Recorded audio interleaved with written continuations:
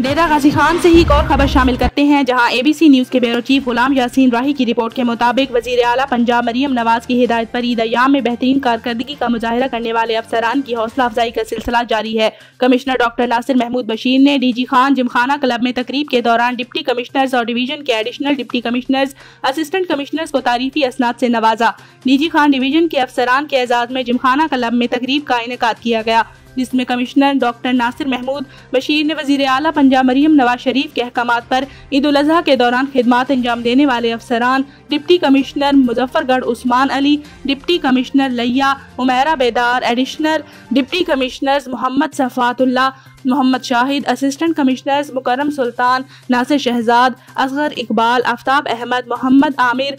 हसन नवीद और दीगर को तारीफी असनाद से नवाजा।